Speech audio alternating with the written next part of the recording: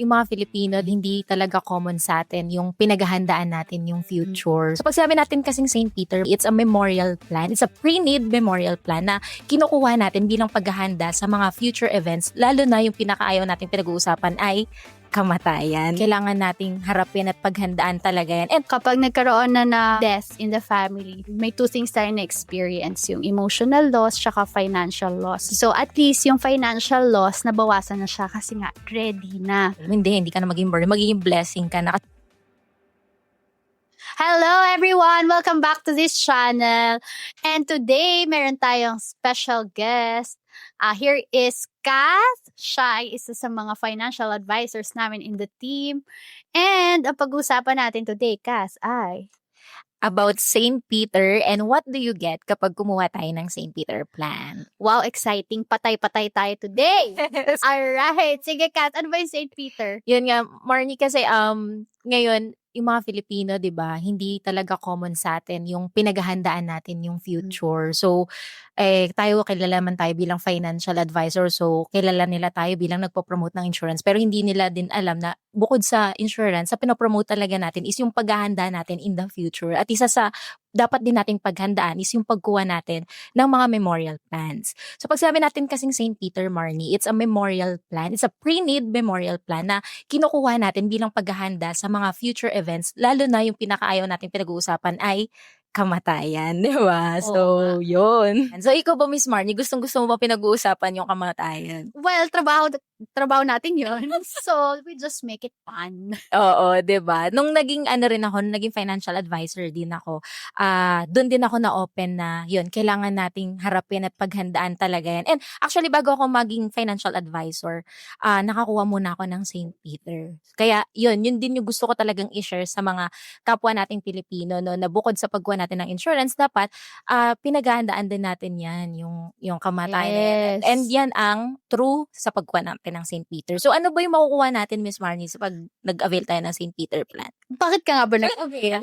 Bakit ka nag-avail ng St. Peter? Oo, kasi ito yung mga inclusion pag kumuha tayo ng St. Peter. Number 1 is meron siyang, meron yung siya, casket, meron ka, pwede na rin dun yung cremation kasama na kung gusto mo yung plan mo is may cremation. Ayan, meron na ding viewing setup, 'di ba? Meron pong viewing setup 'yun. Tapos siya, assignable or transferable siya. If ever na kunwari, merong sa immediate family niyo yung nauna sa ganyan, pwede mo siyang ipagamit. So 'yun yung nagandahan Yes. ako doon. Actually, ang maganda din talaga sa St. Peter, kapag meron kang St. Peter plan, isang tawag mo lang sa St. Peter.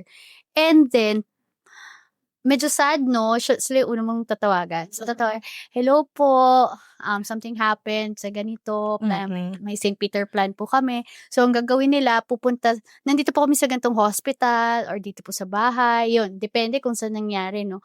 Pupuntahan nila yung location kung nasan yung remains, pipick upin nila, ipoprocess nila, embalming, makeup, etc. Included na yung casket na pinili doon sa plan. And then, merong 4-day viewing. Pwedeng sa chapel, pwede ding sa bahay. So, kung hindi available yung mga chapels natin. Hanggang sa paghatid sa sementeryo or kaya columbarium or kaya kung cremation. So, yun. Ihahatid dun sa crematorium. So, ganun. Oo, yun. Yun din talaga yung naano ko doon na, kumbaga, nung nandun na ako, nung kumukuha na ako, yun din yung nagustuhan ko na, alam mo yun, hindi, ayoko ng kamatayan, syempre. Oo. Pero, kumbaga, nagkakaroon ka ng opportunity na mapaghandaan mo na siya. Kung sakaling mawala ka, 'di ba? Hindi na problema yung, so kumbaga yung pamilya mo, ang trabaho na lang nila umiyak para sa pagkawala Yes. mo. Totoo yun. Hindi kasi aware yung madami na mahal talagang magpalibing sa Pilipinas. Kasi take note, St. Peter ay ano pa lang yun, yung services pa lang, funeral services and the casket. Separate po yung lots. Okay, Yes, yung opo. lots o kaya yung slot mo sa columbarium, iba pa yun. 'Di ba? And mahal din yung mga yon. So, ako, based on experience, kasi kami, wala kaming St. Peter plan, wala kaming any memorial plan nung nag-pass away yung father ko. So, di ba sabi nga ni Cass kanina, pre-need siya. Binibili mo yung funeral service bago mo pa siya kailanganin. Kaya mas mura siya. Ang naging challenge sa'min at need yung amin, ibig sabihin bumili kami kasi kailangan na namin. So, doble siya, almost triple, twice to thrice the amount kaysa kung bibilhin mo siya before mo siya kailanganin and Yes.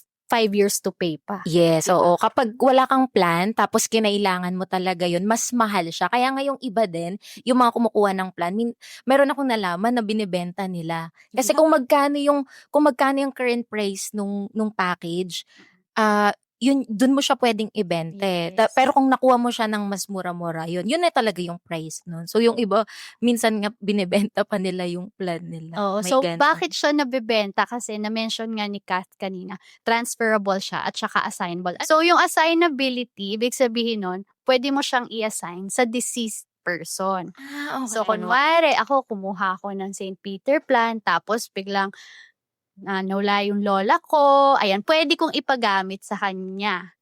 Yan, as a deceased person. And then, yung mga na-mention ni Kat na, for example, may nagbibenta, for relative to relative, ganyan.